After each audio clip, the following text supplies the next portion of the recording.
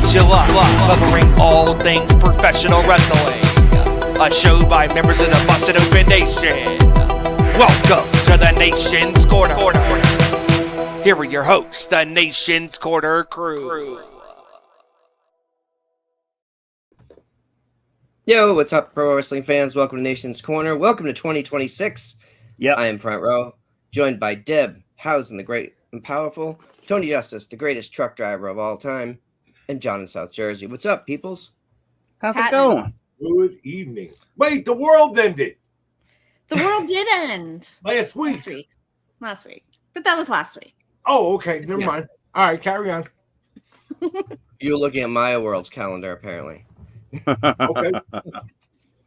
Yeah. Happy New Year, everyone. Happy New Year. Everyone. I hope Does it 2026 feels like a fake number, right? Like a sci-fi number. It I got does. water. Yeah, It's not real. It's not real. time is not real. No, it's True. not. It's not. So before we talk pro wrestling, I got to show you guys something cool. My wife bought me my own arc reactor. Nice. Feeling very futuristic today. Nice. It proves that Front Row has a heart. Exactly. I think Yeah. For And those then eyes- now you have an extra heart if you ever need another one. right. Yeah, Just for sure. tell her to be careful pulling that wire out of the slime. It can Yes. be a little dicey. Yes. There's that. The box even says from Pepper on it. It's kind of cool. Aw. Nice. Very cool. So it's a cool time to be a pro wrestling fan. There's so much cool stuff going on. I do want to start with AEW though, because I feel like, I don't get a chance to watch it as much as you guys do, but I do watch the big pay-per-views and I catch up with the stuff that I see on social media. And I feel like 2025 was a huge year for them storytelling wise. One of my only reason for not watching a couple of years ago was because the matches were always great, but the storytelling was like hit or miss. So now I think this year especially, they got their shit together in a big, big way. They slowed the pacing down. They told cohesive stories. The characters were more developed. And I think they're positioned really, really well going into this new year. I agree. I absolutely agree. Yeah, Deb and I talked about it last week when we were previewing World's End. And the one word I'll use for AEW, especially in 2025, is they've matured. They have really, like you said, they have really dialed in on what they want to be, how they want to go about doing it. And as Bully often says, tighten the screws. And they definitely tightened a lot of the screws up. And they're really putting out a high quality product now. Yeah. And like we talked about last week, I think they've really kind of honed it in as far as their roster, being more selective in the new signees and really kind of just handpicking people who fit the overall feel of what AEW is about. They've done a much better job this past year of that part. And we talked about it last week. We saw a lot of the new signees for 2025 kind of seamlessly fit in. And it's working. They're doing a lot of things that are working, and overall fan wise, most AEW fans are really, really happy with where they're at. Yeah, something I noticed. So, throughout the year last year, they were, running with different ones. You know how we're always having that conversation about who's the face of said company. And, everyone says, well, hey, Darby Allin could be the face, and then Hangman Adam Page could be the face. Swerve could be the face, Will Ospreay. But when MJF returned to that pop and he came out into that ring and the way he looked, he delivered his promo, and in the way he performed last week in the match and won the title, there is no could be the face there. I think he is.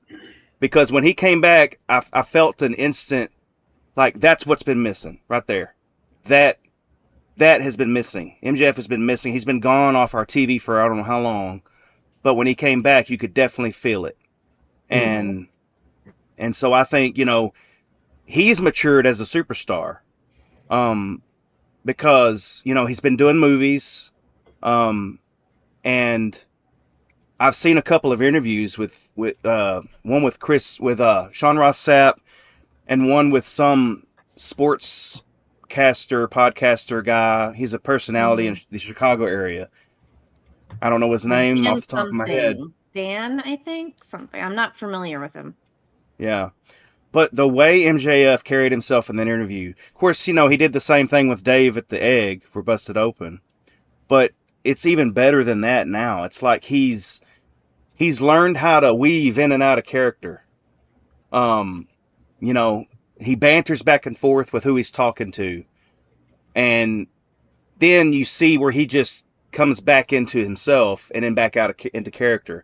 It's like he steps in and out of it. And it is such an entertaining interview listening to him now. I mean, MJF is one of my favorite. I've been saying this for years now. He's entertaining. No matter what he's doing, he could be doing a song and dance with Chris Jericho, or he could be in a ring cutting a shoot promo, or just doing whatever he does. Man, he's entertaining. Just watching him at conventions, just watching how he treats the fans when they come up to get something signed with him or something. He is such, an asshole, but he's an entertaining asshole. But he's our asshole. Yeah. I So, totally agree. Those interviews that he's done recently really showed, kind of just like you said, like what level he's on, and like how he seamlessly goes in and out of character, and just how he has kind of natural banter, and he shows off his personality, and he gets people interested. Like just since his return, and especially since he won the title, it's got people talking. It's got a whole lot of people talking, saying, all right, I'm going to tune in now. MJF he's a name that everybody knows. And unfortunately, the only thing that bugs me about that whole kind of perception is it completely discounts the rest of the roster who have been killing it all year in MJF's absence. So like I remember saying last week after his return, when so many people were kind of acting like MJF is the only reason to ever watch AEW. I'm like, sure, like when he's gone, there's a puzzle piece missing. He's definitely an important puzzle piece. He's not the only puzzle piece though. And that's a bummer for me as an AEW fan, to see people basically act like if MJF is not on the show, it's just not. Then I'm not watching. Yeah. Well, and to your point, Deb, you're absolutely right. AEW went most of 2025 without MJF, without Swerve Strickland, without Will Ospreay, without Darby Allin. Not completely the whole year, but large chunks of the year were missing those key guys from their roster for various reasons. And they still were able to keep great stories going, develop new ones, and keep everything moving forward throughout the whole year. And now with MJF back and as champion, it's kind of the cherry on top. It's like, yes, that's the one part we were kind of missing, and now we have it back. And now we're really full steam ahead into 2026. Yeah. Well, there's something about him as a storyteller too, because I remember years ago, it was after AEW launched, but MJF was in the Not Sam studio, if you remember that interview. And I remember we talked about, like, this is like 4 years ago, maybe even 5 years ago. He was so seamless at dropping in and out of character. And we were talking about this last night. Like, I think MJF and Dominic Mysterio are the two guys right now who are probably doing the best job of weaving all of that. And there's not a whole lot of people who can do it. But MJF, I feel like at times early on, he was a great performer fighting bad creative or storylines that really weren't giving him the best position, putting him in the best position to succeed. Now, this is different. I feel like him being back with the team that's in place now, and I don't know anything about who's writing the show. I don't know, but it feels different. This time just feels different. Like he's ready to go and he has the whole company behind him, even though he's an asshole. Yeah, and he said in his last promo, after he lost last time, when he said he was going away, he said, when I come back, I will be on another level, and you ain't stopping me. And I I just wonder if want part to of that is. highlight. I Go was going to ahead. ask you, Deb. Do you think some of that has to do with the fact that he has been acting, he has been getting acting coaching, and working with some pretty high level performers? Yes. Yeah, and that is one of the things he said in one of the interviews that he did, that with acting, like his goal is just to kind of keep on this like ladder of progression. He said he's done 3 movies so far, and each one of them in succession, he's had more screen time and more dialogue, more lines. So that's just kind of the goal, is to just keep getting a little bit more at a time, a little bit more at a time. And yeah, I think that experience has probably had a huge impact Hmm. on just the way he looks at everything. I do want to highlight Steve's comment here, because I think that's really important as well. AEW, relatively speaking, is still a young company.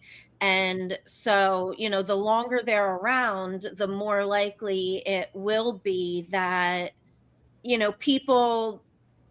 people might over time stop thinking of the WWE as the be all end all. Like, your career isn't, quote, successful unless you've been in the WWE.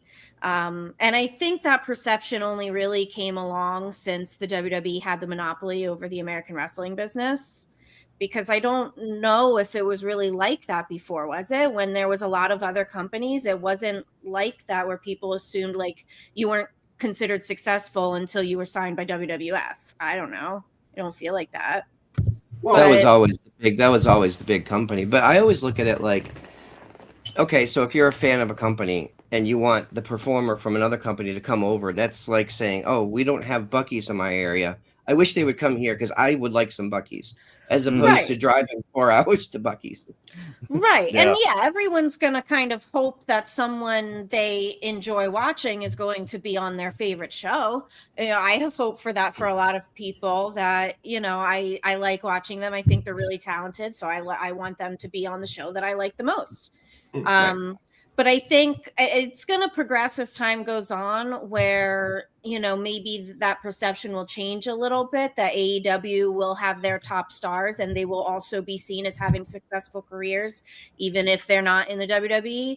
And over time, we will also have a generation of young people that grew up watching AEW, that they want to become pro wrestlers so they can wrestle in AEW. Hmm. And I think that's going to be a really important thing that happens as time goes on. Yeah. Wow. And MJF isn't my favorite AEW news of the week. So, Deb, I know you wanted to talk about this. My favorite thing that happened this week. Oh, the MJF, the people that want to cancel him? Willow Nightingale. Yeah. Oh, Willow. I am so Yes. excited for her. I've told you guys, like, we got a chance to see her wrestle on the indies here years and years ago, probably 2018, maybe 2017 or Yes. something like that. And I know she's worked for Mission Pro. She's been all over the place. But to see the effort that they've put into her and the platform that they've given her over the last few years, and just to see her grow and blossom as a performer has been awesome. I'm so excited for her. Mm-hmm. It's been Yeah. really great. And something that I saw people point out after Wednesday's Dynamite was, we got the shocking title change to main event Dynamite, which I don't think That I anybody saw coming. that I Well, called. we did discuss it earlier in the evening that you thought it was going to happen, and yeah, I did not see that coming. Very shocking. Everybody always wants to talk about what can you do that's shock and awe. Well, that right there. Yeah. And they had the women main event the last show of the year, and they Mhm. ended the last show of the year with all the women's champions in the ring hugging. And it struck me earlier as I was thinking about it. So that image that ended Dynamite with Willow and Statlander, and was it Harley in the ring? Yes. Mhm. Yeah. So Statlander, obviously we know she's from Create a Pro. MJF is from Create a Pro. Matt Cardona is from Create a Pro. or runs Creative Pro. So the three people that kind of, and Willow's from Long Island. So Stat, Willow, MJF, and Matt Cardona. 4 people that kind of stole the headlines this week, all from Long Island. Mm-hmm. Nice. Anyway. Well, I don't want to say I was right, but I was right. And while I'm definitely shocked that they pulled the trigger on the Mercedes downfall with the TBS title going, I always thought that would be the last, last brick to fall, last pillar to fall. Mm-hmm. Now it's like, wow, because there's not really any way that they can make any of the other titles that she is still holding kind of relevant to AEW. However, the downward slide is absolutely now. It just went from a little snowball to a friggin' avalanche. Yeah. And I'm very curious to see. We've already seen the cracks in the armor of Mercedes as she's been losing these titles. You know, she actually dropped an F-bomb to poor Lexi Nair, just trying to do her job. She didn't do nothing, and she gets an F-bomb.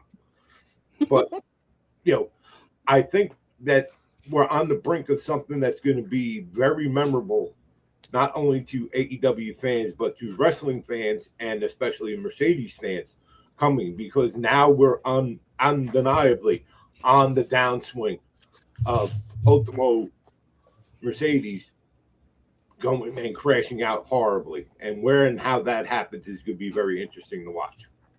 Mm-hmm.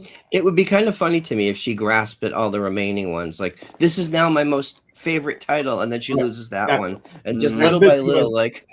It's like, it almost sounds like Front Row, that scene from The Jerk. I don't need nothing just except this bugle right over here. And then, well, I don't have. Well, I'll take this one then. And you know, but that scene, and you're absolutely right. It'll be, you know, very interesting to watch. Yeah.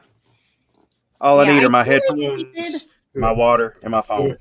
Yeah, that's all I need. I feel like she did, like, when was it? Was it last when she won or when she lost the Rev Pro Championship? Yes, when she lost the Rev Pro Championship, she was sitting on the apron, kind of clutching the TBS title, like holding on to that tight, and now she lost that. So yeah, you might be onto something, Front Row. That'll be funny, but they probably would only do it on socials because obviously they're not going to show all the independent titles on TV. Right. But there's so much stuff that they could do with her. Although I'm looking forward to her coming back to WWE. So. I just feel bad for all these extras in this town that used to have to carry all those belts out. Now they're slowly one by one losing their jobs. Yeah, they're going to have to go back to wearing their black security shirts and get beat up by some superstar. Yeah, right. You know, think of the children. Yep. Oh, those poor children.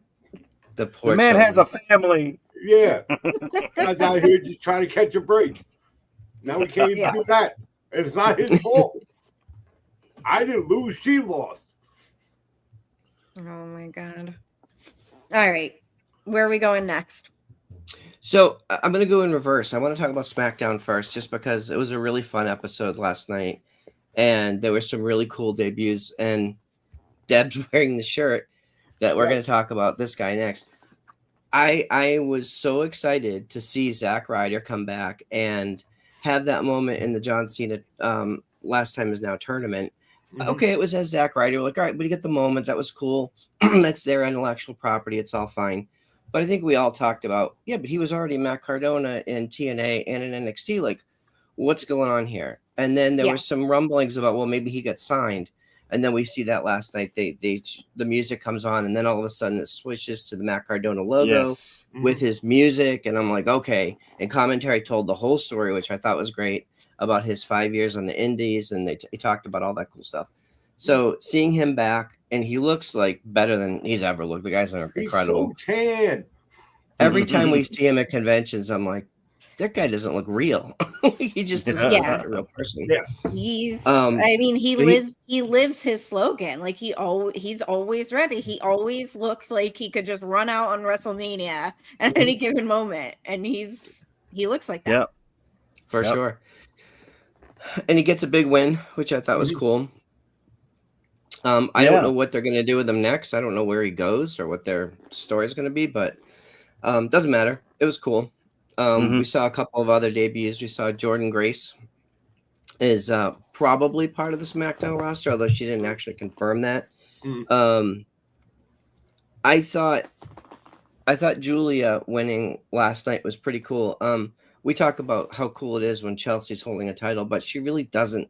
She's entertaining whether she has a title or not. Like, she has more to complain about now that she's lost. And my favorite thing on SmackDown now is to watch her try to break Nick Aldis every week.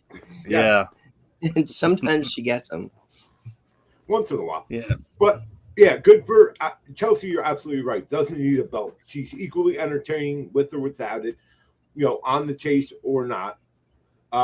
Yes, as Neil pointed out, his girl, the Beautiful Madness, is once again champion. Mark Henry and Denise talked about a little bit about that on Busted Open today. And I kind of agree with them that they were saying, it seems like kind of a reboot. Chelsea doesn't need the title, but it's more trying to get some focus back on Julia. And hopefully this title run does a little bit more for herself and the title than her first one. They gave some interesting ideas about different people for her to work with and pair with. And one he brought up that I didn't even think of, but I was like, you've had this ongoing thing with Meechin and BFAB against Jade, who is the women's champion on SmackDown. And Julia breaking away from Kiana James and kind of moving over to them to give them advice on how to handle Jade, which in turn will lead to Jade coming up to Julia saying, you got a lot to say to these people. Won't you come say it to my face? And Julia turns around and says, no, I'll say it to you in the ring. Setting up a possible program with them with a then or now champion versus champion, which could be interesting. Because remember, we got a whole 3 hours of SmackDown now. Last night was the first night, and they've announced it, and we've all known it. But that third hour, and for those of us that remember, there were many nights, many Monday nights, where that third hour of Raw was rough to get through. So I'm hoping many nights that I just went to bed at 10 and was like, all right, I'll catch. You're absolutely right. I'm like, it's life, and I got to be up early in the morning. Yeah. I'm not going to miss nothing. Regardless of what the main event was, I'm not going to miss nothing. Yeah. But I'm hoping, though, now that they are 3 hours of SmackDown, that they've learned from those mistakes. And last night, the debuts and everything aside, I was entertained for 3 hours. And they kept it moving. The matches all had good length. Nobody was rushed. No real squashes or anything. And they peppered it right in. They seem so far to have it right. Now, will that continue? No, we're not going to have debuts and big, bigger things every single week. But so far, first night out, I'm encouraged that at least it'll keep me entertained and interested for 3 hours. Yeah. When it first came on, and Michael Cole and Corey Graves were talking, and as soon as they said the first 3 hour Raw or 3 hour SmackDown of 2026, I groaned. I was like, oh, I forgot about that, right? But as the show progressed, like John said, there were no boring moments. I wasn't looking at my phone as much. I wasn't looking to see what time it was because I was bored. I mean, it was very entertaining. And like you also said, John, it's not going to be this way every week. And us wrestling fans know that because there are ebbs and flows and everything. But they did start us off with some potential good stories, the potential of some good storylines happening in the future. You know, when Zack Ryder's music hit, to Front Row's point, when he came out, and then he turns around and looks at the Titantron, and it was all black, and then it comes back with Matt Cardona. I loved how they did that. And it was I was like excited that he came out in the beginning, and then whenever it changed to Matt Cardona, I was even more excited. I was like, yes, you know, and so I was happy for last night and everything that happened. And now we get to look forward to, of course, the first Raw of 2026 coming up on Monday. So, and I'm eager for that one as well. Yeah, you know what? I'm probably gonna watch Raw on Monday just because of all the rumors about Jericho. So if that happens, I want to see it. But yeah, I thought for SmackDown, like Trick and Jordan going to SmackDown, I like when I saw that happened. I was like, oh, that's a really good choice, especially going to 3 hours. They have another hour that they have to fill. So, bring some fresh people in. And those two specifically, like, I don't know why they weren't on the main roster yet. So it makes sense. I like Steve's comment in the chat here about Cardona having a feud with Trick. That would be really interesting. I think patience, young man. Patience. Definitely. He just got back. Let him enjoy his pop. Those two could definitely do some good stuff together. I loved most of all just seeing like the Twitter response from so many wrestlers across the board, wrestlers across the indies. When Cardona got released in April of 2020, it was quite a shock to, a lot of people, but at the same time, not a shock because of kind of the creative that he had been in.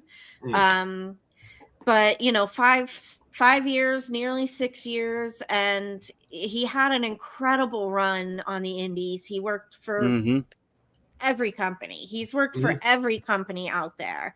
He's helped put a spotlight on a lot of promotions. He's helped put a spotlight on a lot of other wrestlers.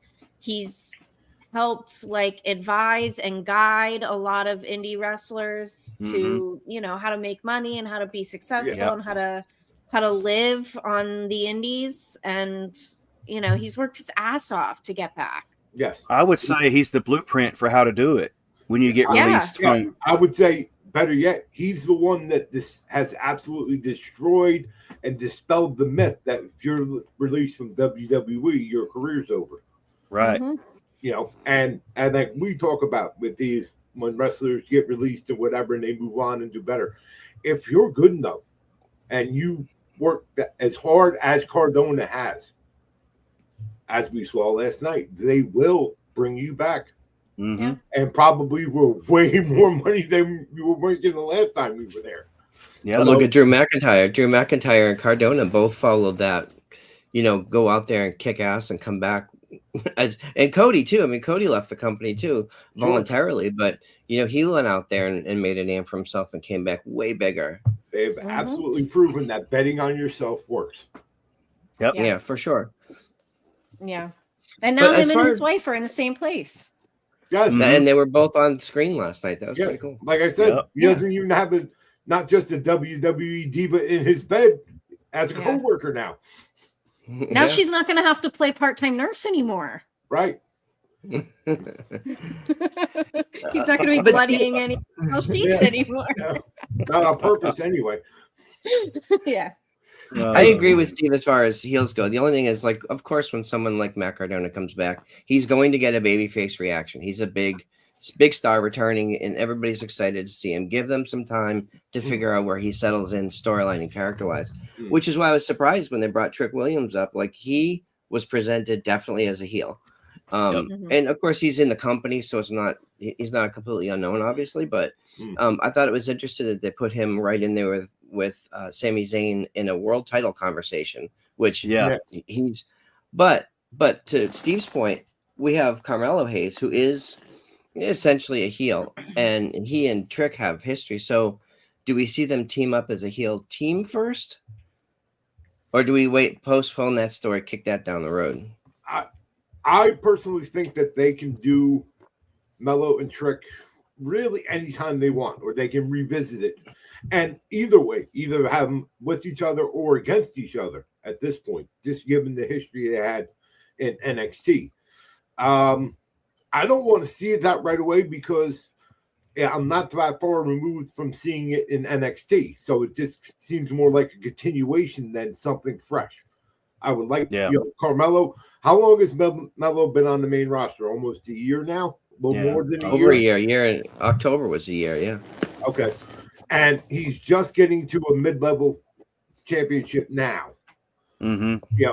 And I kind of see Trick on the same path. They can tease it all they want, but to actually put them together with something, no, let Trick, again, find his way and see where he settles in on the roster, because they can go back to it anytime, just given the history. Yeah, for sure. We also get to see Randy Orton deliver a few RKOs. I didn't say a word. Massive. Oh, I saw the clip. That was great.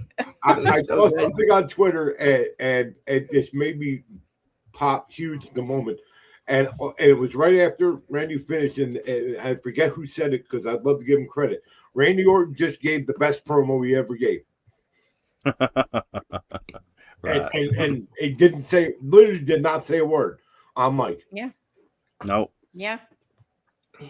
And so I love how Miz comes out saying that he's the adult in the room. Come on.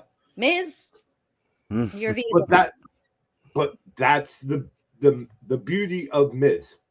Miz has been like that, and you can't. And it's not that he's not wrong. It's not like he's just pulling the stuff out of his ass. This is a 15, 17-year vet of the company, and the record speaks for itself. So to have him come out and say that, and it's like, really? Now we're doing this? It's just so funny. Yeah. He may be a snarky heel, but to listen to his list of accomplishments, to listen to his rap sheet, that is impressive for someone who, main evented a WrestleMania against John Cena and had all those accomplishments. And now he's basically just, he's entertaining still. He's not in the main event picture, but he's the Miz. I mean, and he's always going to be the Miz, and he's always going to be entertaining. But for him to stand in that ring last night and just start spouting off what he's accomplished, that was impressive to me. Just to hear it, he was giving a heel promo, but still, I mean, it's impressive. In the city of Buffalo, New York, no less. Yeah, ain't bad enough.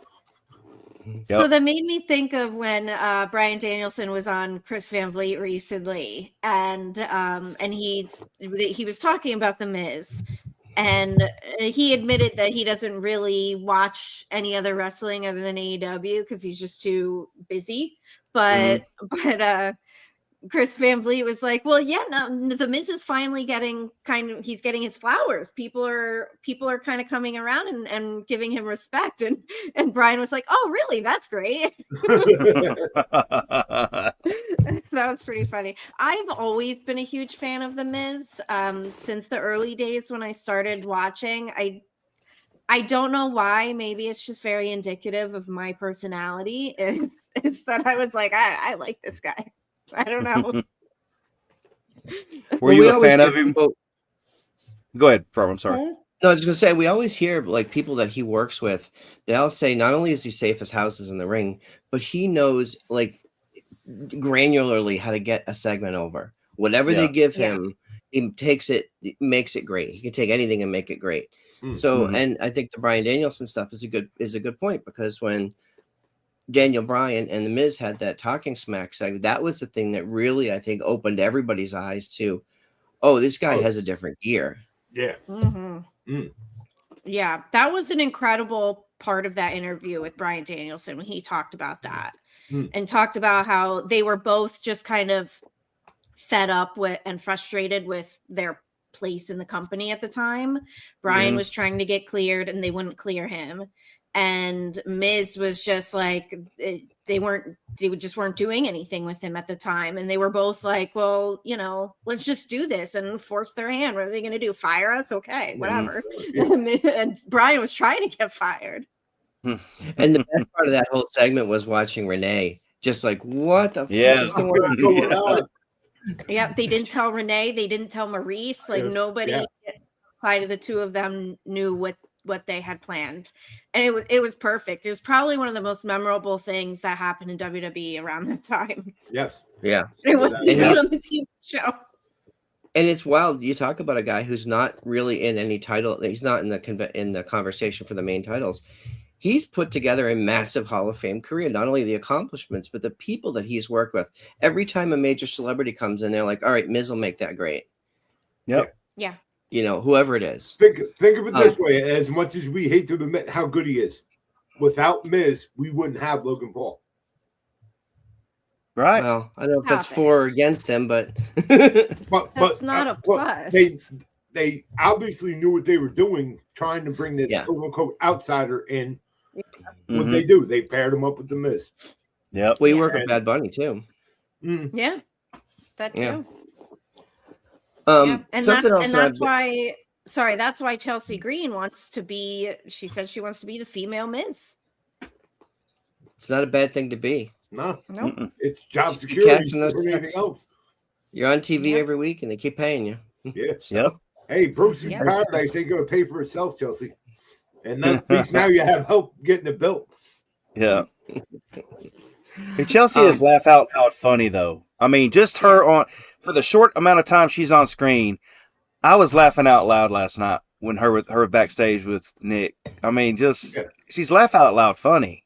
Mm-hmm. She's just, she's awesome. And it is funny because I remember Nick talking about that on, I think it was Chris Van Vliet's interview.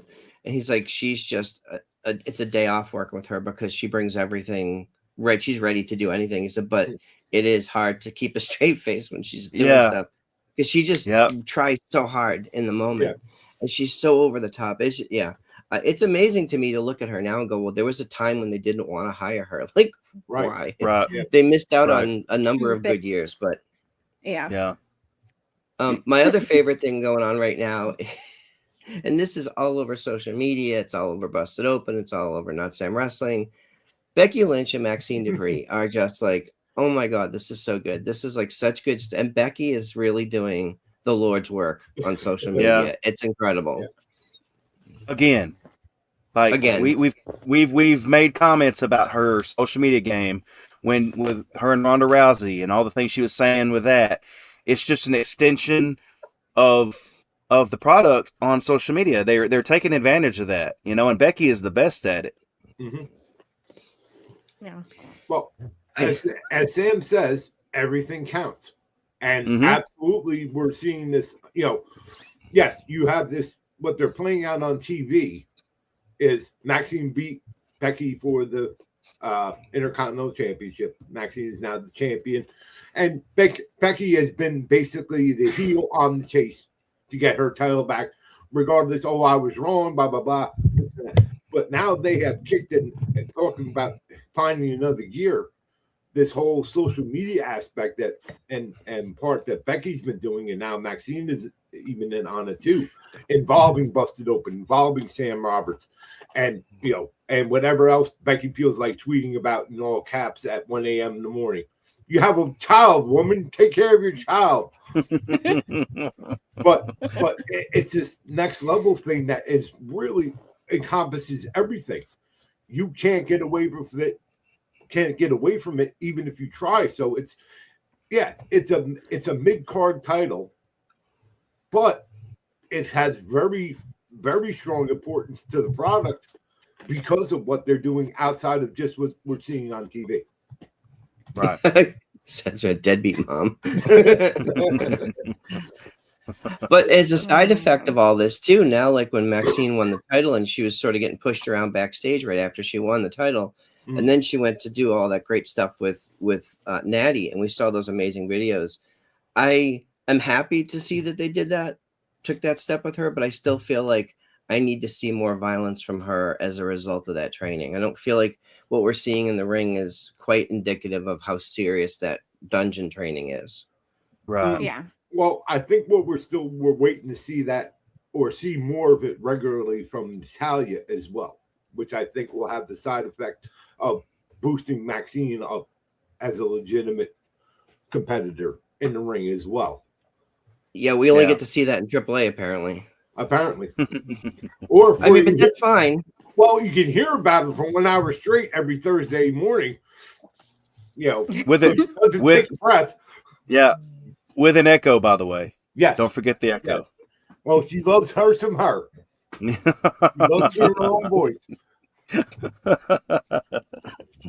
If I was Dave, I would just hang up the headphones and click the mic off and just kind of sit in there and nod like that. Yeah. Because that's about the only thing you're getting out of Dave that whole hour. Oh man. God. That Okay. at 11:59, sign off the show. That's it. Yep. Mm. That's about it. Yep. So we're looking forward to Raw on Monday. It's the quote unquote season premiere, which I think is interesting how they're doing with Netflix. They're doing the actual calendar New Year as opposed to the WrestleMania New Year. Yeah. Which John Cena talked about in interviews too. Like, it doesn't have to be that. Like, it's just whatever you make it. Yeah. I'm a big Stranger Things fan, so like seeing the season 5 and watching the finale and all that stuff, I'm super excited. I'm hopeful to see that they do something fun with the crossover on Monday. I don't even know what I want to see out of this. Like, I'm just interested to see what they do with it. I'm hoping that some of the cast will be there because that would make sense, right? And it's Netflix, so they're gonna send their people probably. Yeah. It'll be interesting to see what kind of cross promotional stuff that they do. You know, gotta love corporate synergy, right? I want to see Vecna in the front row. Did you see I forget the actor who plays him. He is a Jamie musician. Bowers. He put Yes. thank you. Yes. Oh my god, the video! I just saw them like yesterday. I'm like, man, this guy's incredible. Yes. I heard that song. I was scrolling TikTok the other night and I seen somebody had posted it. This is Vecna, by the way, and I listened to it and I went and found it on YouTube and I listened to it and man, that is a great song. I mean, he just has a range in his voice. And then I was looking, how did I not even know that he was also in Twilight? He was one of the vampires in Twilight. I didn't even realize that. I've never seen Twilight. Yeah, so. nobody watched Me either. that. Wait, He's one of the- nobody. Dork, are you in here? Nobody watched that except for dorks. My daughter is not a dork. My daughter is not. I'm sorry, Brooke. I'm sorry, Brooke. I love you, but But yeah, she went through all that sparkly shit. Fuck that vampires. yeah, it was not my I'm gonna thing at paint all. my I have room. no No, clue you're who's not. in those You're not movies painting your other than room. Taylor Lautner. Look, some of us are OG Buffy fans, so that starts and ends with Buffy, as far as I'm concerned. Yeah, I was not a Twilight person. No. I do not But miss anyway. the Twilight phase. So I But wanted to yeah, ask I you guys. did. Go Sorry, ahead. go ahead. Deb, Keep sorry. going. No. I was just gonna make a funny comment. Keep going. What was it though? It was about Stranger Things. Okay. It was about All Stranger right. Things. We can move on. So, you mentioned Tony. You mentioned the Ronda feud, and I listened to the Shayna Baszler interview that she did with Chris Van Vliet this week. Yeah. And I wanted to ask you guys because, like, she brought up something that we talk about all the time, right? If you've ever trained a martial art, if you've ever trained in any sort of combat, there's practice. It's called randori. It's called sparring. It's called different things in different arts, right? But this idea of like training with your friend, but still having to learn how to do the art, right? So when done at like a sparring can be done safely where you don't kill the other person, but you're still making contact. And for me, my favorite wrestling is stuff that looks like sparring, like stuff that looks like, okay, I know these people aren't actually, punching each other into next week, but I also want to believe the believability for me. So like, I was a big fan of Shayna's style because she had a very unique blend of pro wrestling and MMA and all of her other combat training. And she talked about that. And so I was thinking, like, who in pro wrestling right now best exemplifies that? There's Bryan Danielson isn't currently in ring, but like his style was always like that for me because he was so snug. Gunther's another guy like that. Sheamus obviously is just, he just literally punches people. But I wanted to ask you guys, like, is that a style that is that something that grabs you more? Do you like the more acrobatic stuff, or like Where do you guys sit with all that? Well, I like the strong style, like Ilya Dragunov, Gunther. When they come into the ring, that they're going to be credible, and it's going to be a fight, and you could see the fight all over the opponent's chest usually. But yeah, that's what I prefer more than the flippy dippy stuff, the acrobatic stuff. That is impressive. Don't get me wrong. It is very impressive to see some of the stuff that these the the Ricochet and all the high flyers doing. I keep wanting to say I show speed. I don't know. Well, why am I saying that? He's not even But a anyway, wrestler. I know. I'm thinking of I can't think of his name in AEW. Speedball Mike He came from- Bailey. Mike Bailey, yes, Speedball. That's what I show Speedball. Yeah, him. Yeah. Yeah. Oh But my yeah, God. that is impressive stuff they're doing. But I just prefer the strong style. The legit. Badass. They're gonna kick some ass when they get in the ring. So What's Yeah. interesting about Speedball is because Speedball is legit a black belt. Like he's a Yes. real deal, Yeah. combatant. And Taekwondo. some of his stuff, like in Japan and all over the place, like is super strong style. He doesn't do all of that like in AEW now. But yeah, there's some people that can work both, multiple different Oh, styles. I Yep. feel like I like both. I like the strong style and I like the acrobatic high flyer style. And I think that's one of the reasons why I gravitate to AEW is because they feature all sorts of different styles. Like it's a variety. You get a little bit of everything. So, like chances are there's probably some part of the show that you're into. If everything's not your style, something's your style. Mm-hmm. So yeah, I like both. Steve says in the chat here, Hangman is very stiff. Mm-hmm. I like that style, like Gunther is, where like he literally looks like he's kicking the shit out of the other person. But I also really love like the high flying, the lucha style. AEW has a ton of luchas, especially with the crossover with CMLL. Mm-hmm. I like it all. I like both. Yeah. It's I'm interesting because hardcore. I'll like take them both. you see people criticize and they're like, oh, well, I wish they had this style. Well, all of the major companies do their best to give you a variety of stuff, right? Like, let's say like Mhm. TNA, AEW, and WWE. If you watch any of that programming, you're going to get a pretty good sampling, whether it's your thing or not. But like last night, we saw, Damian Priest and Aleister Black in that ambulance match. And I was like, I really don't like these ambulance matches. But my God, they kicked the shit out of each other for like 30 minutes. It was Yes. about as snug as you're going to see on global television. Like it Yeah. was there. Yep. It was very entertaining. I thought Yeah. it was a good reminder of, because like, and Steven was there, and we saw at WrestleCade a few years ago, we saw, Buddy Matthews and Aleister Black have that incredible 45-minute match, which they've done on TV as well in NXT. But it's a good reminder of like just how good Aleister Black is, because I feel like some of his AEW run and some of his, since he's come back to WWE, it's been like meh. Mm-hmm. Pairing him up with his wife and having that presentation is great. But I thought last night's match was a really good blend of all that stuff. Like it was super physical, but it wasn't gimmicky. They were just beating each other up. Pushing each other up. Right. Yeah, Yep. absolutely. Right. They even had a windshield spot. Yeah. Real glass. Real glass. Yeah. So I want to talk about TNA for a couple minutes, since they have their big AMC debut in a couple weeks. Mhm. We saw this past Thursday, Bear Bronson went up against Frankie Kazarian and had one hell of a showing. Yes. I saw so much chatter on social media about Bear, and it made me feel really good. And then in 2 weeks at the AMC debut, we will have the rematch between Santana and Kazarian.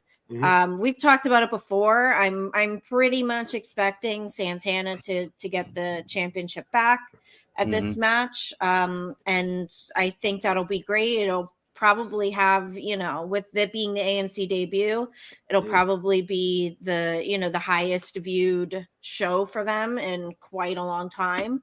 Right. So yeah, I think that should be awesome. And, as the next couple weeks go, we'll see more of the cards. So I'm really looking forward to it. Well, it makes sense, and I'm glad that they announced it early instead of doing it last minute, because this originally was announced for the pay-per-view Genesis that is that weekend. TNA is debuting on AMC on Thursday, and then Genesis, I believe, is on Saturday night. I think so. So I'm glad they're doing that, because you're absolutely right. There'll be many more eyes on AMC to see the debut than, and then you may get some residual audience tuning in for Genesis. So I'm glad. But yeah, and Bear, absolutely. I hope he does something going forward with TNA, because, man, and I know everybody seems always he turned into this fantastic deathmatch wrestler, and he has, but the dude can wrestle. He can go in the ring. For a guy his size, he can move. He can, he checks all the boxes. And the fact that more people kind of knock him because what he did or didn't do in AEW isn't fair, man. This dude is good. Yeah. And he's going to show everybody just how good he is. And, and everyone's like, oh, well, now he's just going to be on TV. Go fuck yourself. He's in Atlantic City tonight wrestling where? At ICB, no holds barred in a death match. Yeah. So, yep. And I'm pissed. I should be there instead of sitting here, because tickets sold out in like 2 hours for it. Oh, no. That's crazy. Man. Well, it's small. The place they're wrestling at is basically a broom closet. I've been there before. It only holds like 200 people, so it's not that big of a deal. But right. But to talk about the debut, like I was listening to Frankie Kazarian was talking about this on Busted Open, and like TNA basically found their lane. They figured they found their success, their recipe for success, and they didn't deviate from it. No matter what pressures or what the internet said, they're like, no, this is going to work, and they were right. And they're taking a big step into the TV land now, and they didn't change. They're like, these are our stories, these are our people, and this is what. And God bless them, man. It's worked. It's worked so well. I'm so happy for them. Yeah. Over the holidays, as I'm sitting here on Zoom, I have my TV on, and a lot of the AMC was showing a bunch of like marathons of different 80s movies that I haven't seen, or Back to the Future or whatever, right? Or during Christmas vacation, during Christmas, all the holiday movies. And that TNA on AMC commercial spot is playing over and over and over. So I would hope that, they know what they're doing, that little spot they've got, that little 15-second commercial, whatever it is, the eyes that they're going to have on that product on the 15th of January is going to be amazing. And they've already spearheaded it with the main event for that night too. Santana and Frankie. So it should be a great night, and I can't wait for it. Yeah, I feel like at first it's gonna be, it's gonna be all wrestling fans watching it. People that regularly watch TNA, and probably a lot of people who may have wanted to watch TNA but didn't have a channel to watch it or whatever, and are gonna tune in. Hopefully then over time, because of the platform that they have on AMC, they can get new viewers outside of the wrestling bubble. And I'm not going, I really don't think that people who aren't wrestling fans are going to tune into some wrestling show they've never heard of just because it's on AMC. But, over time, you might get some people flipping through the channels and seeing it and putting it on. But I just I don't know, just because I think WWE has that name brand value that when people who don't know anything about wrestling think about pro wrestling, they automatically think of WWE. That's the name brand. So it's kind of hard for me to believe that people who don't watch wrestling are going to be like, oh, there's wrestling on AMC, I'll watch it. You know what I mean? Like, Just if think about people all are the lapsed fans wrestling, that they're gonna used to watch watch TNA. Think about all the lapsed Yes, fans that used to watch it that may be lapsed watching Christmas fans, yeah. Vacation Yeah. and say, "Hey, I remember TNA. Let me And tune in." I You know? Yeah, know I we've think the been. lapsed fans is going to be the biggest thing. I think the biggest, and it's not really outside the wrestling bubble, Deb, but also, and I know we've been critical of it, but you think about the NXT TNA partnership. How many people have wanted to check out TNA after seeing them do stuff with NXT, but weren't able to, didn't have stars or didn't have the TNA or didn't have the channel they're on, not stars. Access. But the TNA Plus app has always been there as well. Right, but so, they may not. you know, They for may people not out want there to. that really wanted to watch TNA. The app was there that you could sign up for it. Right, but now it's a click of a button. Yeah. Yeah, but just having the platform doesn't tell the whole story. Like any good wrestling show has to have a platform that supports them. Like Warner Brothers Discovery is a big, strong partner for AEW, and they focus and feature their stars across all their programming. Same thing with WWE and Netflix and all the places that they go. So if AMC partners in a similar way, and they put because AMC is not just AMC, they have digital platforms, they have social platforms, they have other ways to promote and cross promote. And there's also the WWE partnership is going to play into it because they're going to get WWE stars on TNA programming. They just will based on the partnership. So it's a win for everybody. It really is. So now you have three big television products with people to go, places to work, interesting stories, and whatever your flavor is, there's something there for you now. Yeah. Yep. Exactly. And It's exciting. I think that's the most important thing to remember is that, you know, not everybody is interested in all the shows that are out there. You know, everybody has a specific preference, you know, but the fact that there are it's a variety of different shows that are more available for people to watch. That's the biggest win for wrestling in general. Is like, you know, years ago, and I've said this before, when WWE was really the only wrestling show to watch with availability, like if you weren't really into the show that they were offering at the time, you kind of just didn't watch wrestling. Right. But now there's so many other options for people to watch. If you're not into one show, there's another show. There's another show. There's another show. You can find something that keeps your interest, that keeps you entertained, that has something that you can get into. Absolutely. For sure. And arguably 6 nights a week, legitimately, with a touch of a button, you're watching wrestling. Yep. Yeah, like new content. Yeah. All the time. You know, And no then there's reruns, no repeats, you know, no, we're taking the season. No. It's constant 52 week a year weekly program.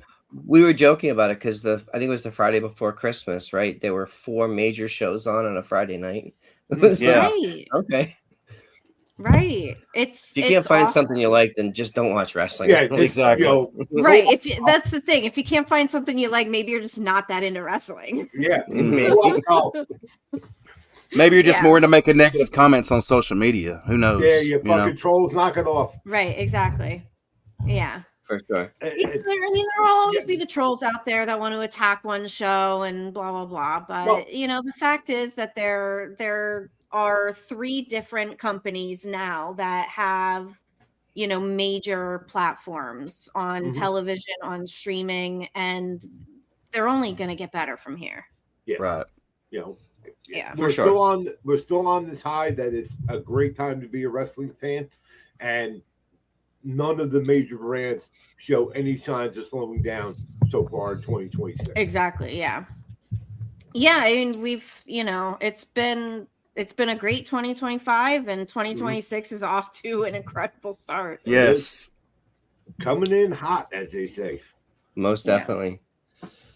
Speaking of which, I think there's wrestling on right now. Yeah. There is. Yes, there is. Oh, yeah. You betcha. You betcha. Yeah, these guys Yes. doing the one night only show in Berwyn, Illinois. And I'm hearing that they are all hardcore, and or fucking death matches. Yes. And for those that know why I make that type of reference. But anyway, Trailer Plus, people. If you like that sort of thing. One night stand, or one night only, I'm sorry. One night stand's a Nah. completely other One night stand's a different thing. You missed that by a couple decades. Man. Yeah, I will be dual screening GCW and AEW. AEW has a card tonight that I'm really, really looking forward to. So it's gonna be awesome. So I will be dual screening. Nice. Very cool. All right, folks. Tony, where can people find you? At Tony Justice AJFA. And if you're a Metallica fan like I know all of us are, you know what that means. Ooh. John?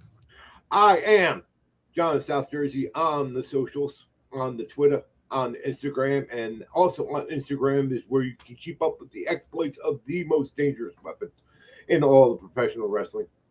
Of course, I am talking about the Ass Kicker 9000, AK9K, and you can keep up with all of his exploits. Soon to be appearing yet again. He's booked and busy, folks. Going to be appearing in Florida again with a good friend of mine. Shout out to the American Kaiju. You can keep up with all of his exploits at AssKicker9K on the Instagram. So, on that point, are we booking a table for AK9K at WrestleCade next year? Maybe. I feel like we might be. You might have to. I'm about to, I have to go into business for him. Try to get some of this money. Gonna have Yeah. to. Yeah.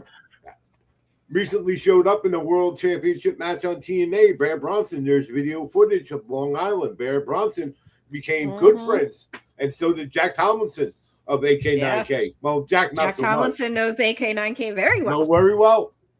Yeah, and we saw AK make a lot of contacts this year. A lot of contacts. Big year coming up. Literal Breakout. contacts. Yeah, breakout star. Breakout star. They're called stickers, Tony. Yeah. Deb, what about you?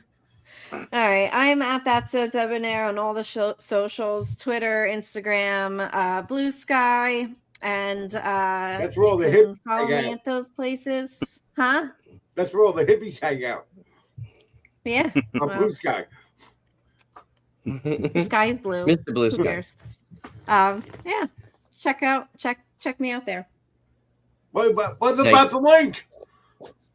The link. Yeah, they know. Click the link. Click the link. The link is in the bio. Just click it. You know, As our Yeah, fan favorite and his smooth sandpapery voice, Uncle Bully says, "Click the link." We have it on audio. It's true. Yep. Hey, This is true. This is true. Ayo. And I am PW Front Row across all the socials. You can find us on X, Blue Sky, and TikTok at Nation's Corner, and everywhere else as The Nation's Corner. Everybody have a good week. Enjoy the first week of 2026. I'm excited. You guys have fun. Yes. Talk to you later.